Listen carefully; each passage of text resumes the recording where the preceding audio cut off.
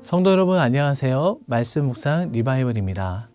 하나님의 말씀 가운데 오늘도 선한 인도하심이 있기를 소망합니다. 오늘 하나님께서 우리에게 주신 말씀은 에스라 4장 1절에서 5절까지 말씀입니다. 함께 읽겠습니다.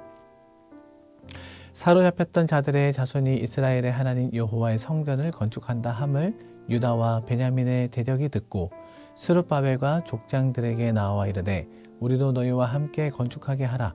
우리도 너희같이 너희 하나님을 찾노라. 아수르 왕 에살핫돈이 우리를 이리로 오게 한 날부터 우리가 하나님께 제사를 드리노라 하니 스룹바벨과 예수아와 기타 이스라엘 족장들이 이르되 우리 하나님의 성전을 건축하는데 너희는 우리와 상관이 없느니라. 바사왕 고레스가 우리에게 명령하신 대로 우리가 이스라엘의 하나님 여호와를 위하여 홀로 건축하리라 하였더니 이로부터 그 땅 백성이 유다 백성의 손을 약하게 하여 그 건축을 방해하되 바사왕 고레스의 시대부터 바사왕 다리오가 즉위할 때까지 관리들에게 뇌물을 주어 그 계획을 막았으며. 아멘. 오늘 본문은 이스라엘 백성들이 바벨론 포로에서 돌아와 예루살렘 성전 재건을 시작한 상황에서 주변 민족들이 방해와 저항을 시도하는 이야기입니다. 우리 삶에도 믿음을 지키며 하나님이 맡기신 사명을 감당할 때 종종 외부의 방해와 어려움이 찾아오게 되는데요. 오늘 말씀을 통해 우리는 방해 앞에서도 흔들리지 않고 사명을 감당하는 자세를 배우며 또 교훈을 얻기를 원합니다.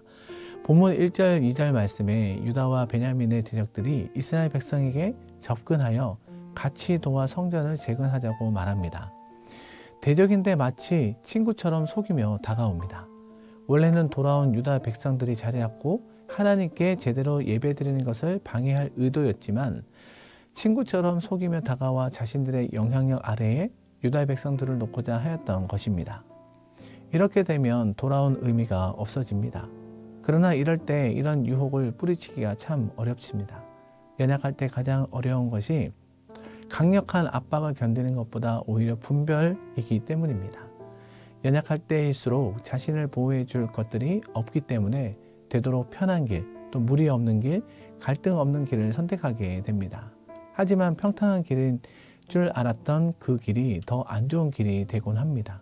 이 대적들도 돌아온 유다 백성의 이런 약한 점을 이용하려 하였지만 다행스럽게 또 성전 재건 공동체의 리더십은 이에 속거나 또 동요되지 않았습니다. 겉으로는 협력처럼 보였지만 3절에서 그들의 진심이 드러납니다.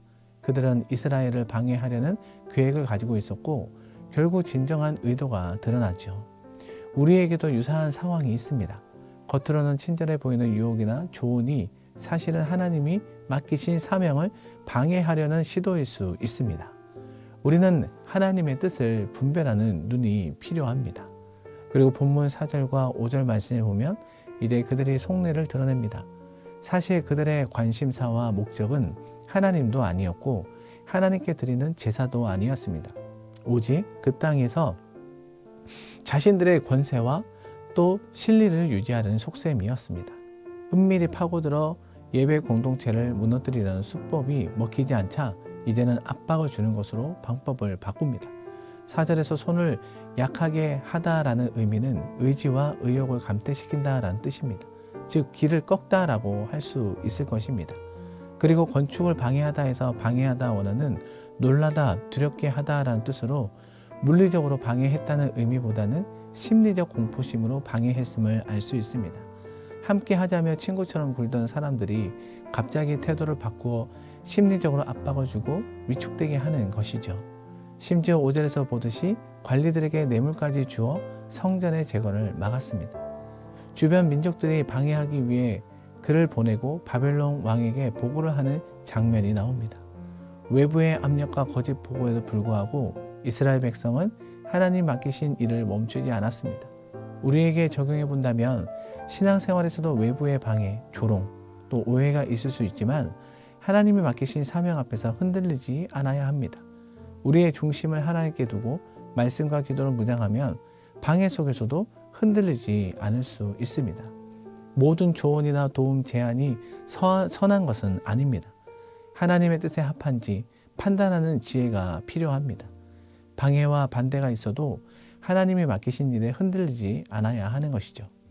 방해를 이기는 힘은 인간의 힘이 아니라 바로 하나님 안에서 나오는 것입니다. 이제 말씀을 맺겠습니다. 오늘 본문은 우리에게 믿음을 지키며 사명을 완수한 법을 가르쳐 줍니다. 방해와 어려움은 반드시 찾아오지만 하나님이 맡기신 일을 향한 믿음이 중심에 있을 때 우리는 흔들리지 않고 하나님의 뜻을 이루어갈 수 있습니다. 혹시 지금 삶에서 멈춘 것 같은 일이 있으십니까? 기도해도 응답이 없고 노력해도 열매가 없어 보이는 그 자리, 그곳에서도 하나님은 여전히 일하고 계십니다. 우리는 방해를 보며 낙심하지만 하나님은 그 방해조차 사용하셔서 우리의 믿음을 단단히 세우십니다. 하나님 앞에서 이렇게 고백하기 원합니다. 주님, 방해 앞에서도 멈추지 않겠습니다. 사람의 말보다 하나님의 말씀을 붙잡겠습니다. 낙심 대신 믿음을 선택할 때 그 결단의 자리에서 하나님은 우리에게 새 힘을 주십니다. 이와 같은 믿음의 사람이 되시기를 예수님의 이름으로 축복합니다. 기도하겠습니다. 사랑의 하나님, 오늘도 저희를 또 예배 자리에 불러주시고 말씀을 통해 새 힘을 주심에 감사드립니다. 이스라엘 백성이 성전을 재건하려 할 때 주변의 방해와 반대에 부딪혔지만 하나님의 뜻을 붙들고 믿음으로 나아갔던 것처럼 우리도 삶 속의 여러 어려움과 유혹 속에서도 주님의 사명을 잃지 않게 하여 주옵소서. 하나님의 뜻을 분별하는 지혜를 주시고 진리 위에 굳게 서게 하여 주옵소서. 우리가 맡은 자리에서 비난이나 오해 또 방해가 있어도 낙심하지 않게 하여 주옵시고 오히려 그때마다 주님께 더 가까이 나아가게 하시며 기도와 말씀으로 이겨내는 믿음을 허락하여 주옵소서. 감사드리며 예수 그리스도의 이름으로 기도하옵나이다. 아멘. 이 시간 다 같이 합심하여 기도하겠습니다. 오늘 말씀과 같이 삶 가운데 또 여러 가지 어려움과 방해가 찾아올 때에 마음이 흔들리지 않게 하여 주시고 하나님의 뜻을 분별하며 주님의 귀한 사명을 잘 감당하는 우리 엘사랑교회 성도님 되게 하여 주옵소서. 우리 또 교회를 위해 기도하기 원합니다. 11월 2일 또 새생명 축제를 통해 엘사랑교회에 오신 또한 우리 태신자 모든 분들이 교회에 잘 정착하여 신앙생활 잘 할 수 있도록 하나님 도와주시고 또 각 가정에 하나님의 은혜가 임하게 하여 주시옵소서. 입시를 앞두고 준비하는 자녀들 하나님 지혜와 명철을 주셔서 하나님의 선한 인도하심이 있게 해 주시고 또 좋은 결과가 있을 수 있도록 하나님 도와주옵시며 마음의 평강을 더하여 주옵소서. 취업을 앞둔 우리 자녀들 하나님 아버지 그들에게 긍휼과 자비를 베풀어 주시고 선한 인도하심으로 이끌어 주시기를 원합니다. 또한 영적으로 육적으로 또 고통받는 우리 성도들 치료의 광선을 베풀어 주시고 회복해 하여 주옵소서. 담임 목사님 또 목회 사역과 말씀 사역 가운데 큰 은혜를 주시고 모든 교육자들에게 동일한 은혜를 주옵소서. 이와 같은 마음을 가지고 우리 시간 다 같이 합심하여 기도하겠습니다.